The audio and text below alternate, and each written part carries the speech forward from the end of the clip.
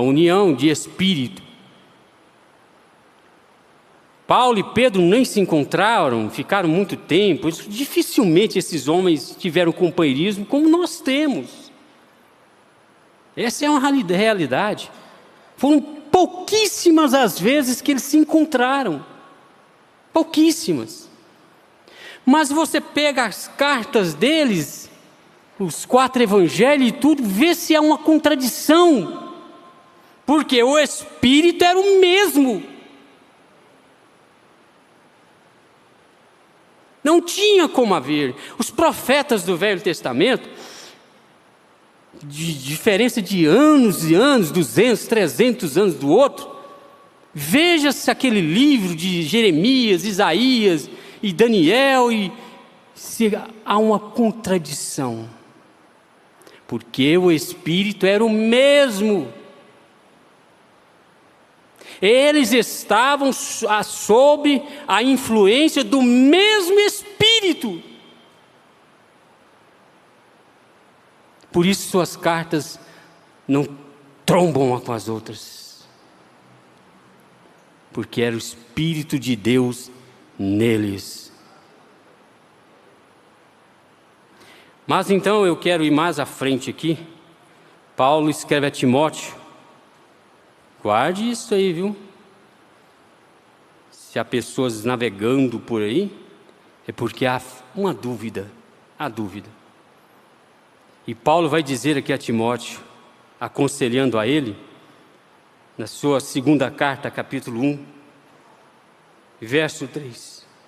Dou graças a Deus, a quem desde os meus antepassados sirvo com uma consciência pura, de que sem cessar faço memória de ti, Timóteo, nas minhas orações, noite e dia, trazendo à memória a fé não fingida que há em ti. Interessante isso, né? Uma fé não fingida, mas uma fé original. Essa fé põe demônios sob seus pés. Não tenha dúvida disso. São estas coisas aqui que põem demônios sob seus pés. São estas coisas aqui que te dá força para enfrentar, que te livra de ciladas, que te livra de mentiras. São estas coisas que criam uma plataforma própria, oportuna, para cura, para libertação e para arrebatamento. Porque não é uma fé fingida, meia coisa, não sabe se é tijolo ou se é barro, não sabe se chove ou se seca. Não, o diabo tem medo, ele tem medo. Ele tem medo dessas coisas, isso mexe com ele, isso faz suas pernas tremerem.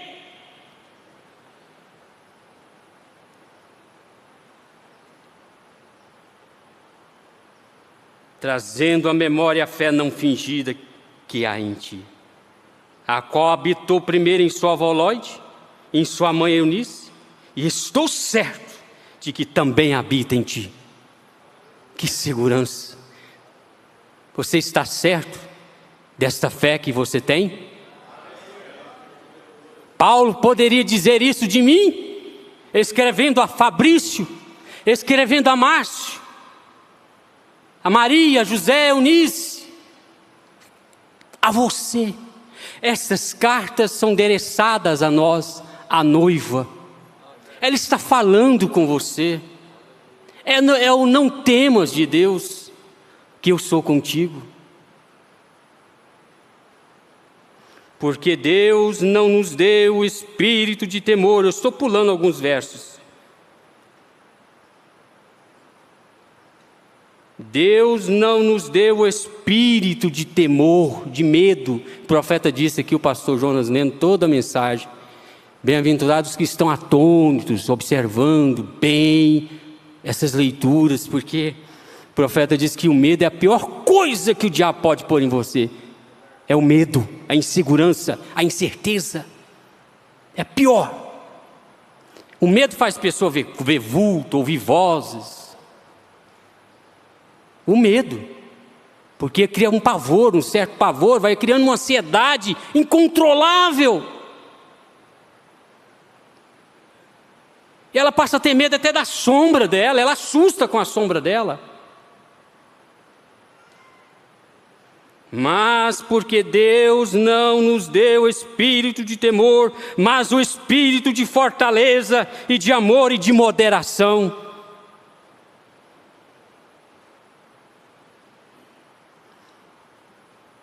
Mas eu quero ir por 12 aqui. Por cuja causa padeço também isto, mas não me envergonho, padece satisfeito, porque tem certeza da fé que Deus te deu. Você tem certeza de onde você está parada, de onde você está parado, não há dúvida, nenhuma fagulha sequer, nenhuma fagulha. Isso põe demônios sobre seus pés, não precisa mandar eles se curvarem não. Quando eles viam Jesus, eles caíam. Eu sou Jesus, eu aqui sou Jesus. Não precisava, eles o viam e o identificavam. Quando aqueles filhos dos sacerdotes lá quiserem expulsar aquele demônio em Atos dos Apóstolos, foram 5, foram lá e nós te expulsamos em nome de Jesus a quem Paulo prega. Qual foi a resposta? Conhecemos a Jesus. O diabo te conhece. E bem sabemos quem é Paulo. Paulo não titubeia. Paulo não tem dúvida. Não. Sabe por quê? Ele diz assim, ó. Porque eu sei em quem tenho crido. Aleluia! Eu sei, uai. Vou me aventurar para fora para quê? Se eu sei no que tenho crido, no que Deus me deu. Se eu não tenho nenhuma dúvida sobre a coluna de fogo que está nos guiando. É ela que está te guiando, irmão. Mas eu sei em quem tenho crido e estou certo de que é poderoso, seu Deus é poderoso, para guardar o meu depósito até aquele dia. Aleluia, glória a Deus, é isso mesmo. Agora eu quero vir para a mensagem. Mensagem não, é um livreto intitulado O Homem Enviado de Deus. E nós vamos ver o que é um espírito, está sendo conduzido pelo mesmo espírito. O mesmo espírito que estava atuando no irmão Branham tem que atuar em nós. Ele diz numa das mensagens, ele diz, não adianta o espírito atuar só aqui. Ele tem que atuar na igreja. Para que haja cura, para que haja libertação, para que haja resposta. O Espírito de Deus tem que estar em você. É uma identificação. Então, aqui há um testemunho de um católico. Eu quero, aqui no Homem Enviado de Deus, primeira parte, no 394 em diante. Eu estava varrendo o piso na minha casa. Essa aqui é a irmã Grace, uma irmã chamada Grace, que estava nas reuniões do irmão Branham. E aí ela pôs a casa dela à venda, e essa pessoa, esse católico mais a esposa, foram lá ver a casa. Eu estava varrendo o piso numa manhã, quando apareceu um automóvel frente à nossa casa, numa fazenda a 56 milhas ao norte de Houston. Estando um pouco aturdida pelo estado de desordem na minha casa, disse a eles, aos que chegaram lá, esse casal. A esposa era metodista e o esposo era um católico. Explicando aos forasteiros que eu trabalhava muito, que eu trabalhava como vendedor em Cheverland, 6 dias na semana, e que havia estado assistindo aos cultos do irmão Branham muitas noites e que por esta razão não havia tido tempo de cuidar da casa. O homem, um estranho para mim, havia vindo em resposta ao anúncio da venda da minha fazenda. Quando lhe mencionei o culto do irmão Branham, olha só, seu semblante se iluminou e disse: eu também tenho estado ali. Isso é o que nos contou sua esposa. A esposa falou por ele. O Sr. Becker, o estranho, havia estado sofrendo de um mal estomacal terrível. Dores violentas, etc. Tomava remédio todas as noites. Sua sogra leu no jornal de Houston acerca do irmão Branham e dos dons que lhe haviam sido dados por Deus para curar, e pediu à senhora Becker que convidasse seu esposo para ir e que orasse para ir e que orassem por ele. A senhora Becker duvidou que ele fosse, uma vez que era católico. Ela falou e ele disse que iria. Tomou uma decisão correta. E eu vou lá. Então ele disse que iria. A senhora Becker se decepcionou grandemente. Olha isso aqui. Se decepcionou grandemente quando chegaram no Coliseu de Houston e encontraram o pastor Batista, que é o senhor Best, acho que era, deixa eu ver aqui, deixa eu citar o nome dele aqui, o reverendo Sr. Becker, é isso, Becker, audiência, eu empolgava, o reverendo Best, é isso mesmo. Então ela chegou lá no Coliseu e encontraram o pastor Batista, ela era batista, até então aqui diz ela porque na época estava sendo escritos esses testemunhos, debatendo com o senhor reverendo Bozort, no Coliseu, sobre a coluna de fogo que apareceu na cabeça do irmão Branham. Foi nesse dia que ele foi lá. Agora, a pessoa sair num bom espírito para um culto é diferente, gente. Ela achou que ele ia se decepcionar com a situação e que não creria. Ela diz aqui, debatendo com o reverendo Bozort, ela temeu que seu esposo não cresce ao ver a bagunça que estava, a situação, depois de ver isto. O que estava acontecendo lá? Vamos aqui um pouco atrás. Assim. Estava tendo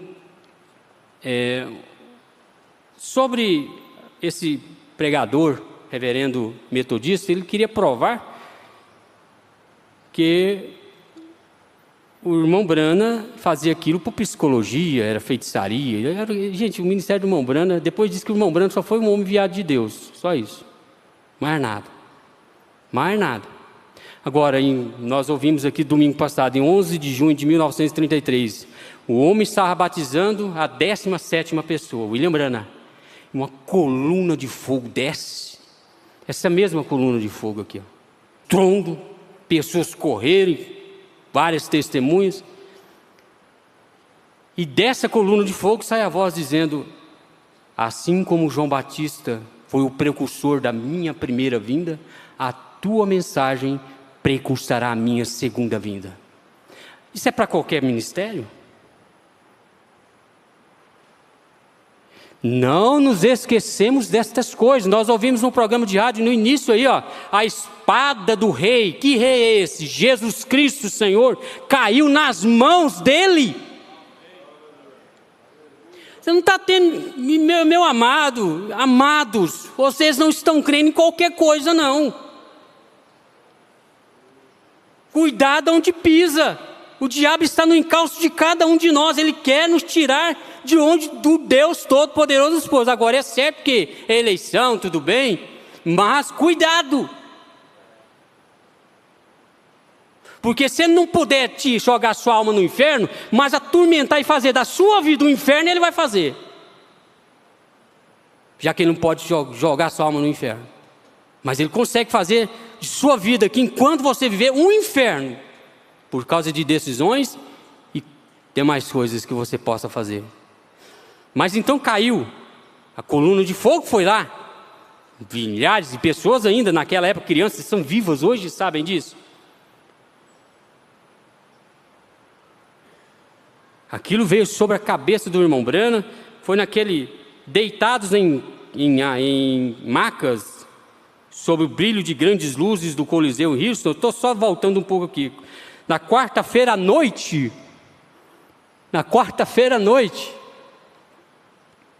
estão os coxos, os enfermos, os achacosos, aqueles que naturalmente falando haviam perdido toda a esperança de serem curados. Ali estavam deitados quietamente, enquanto o argumento teológico, qual um torvelinho, girava ao redor sobre eles. Porque eram eles quem, segundo o reverendo Bosworth, um evangelista de fora, podiam ser curados de suas enfermidades pelo poder curador que fluía através do reverendo Branham, companheiro do reverendo Bosworth. O reverendo Bosworth, entre exclamações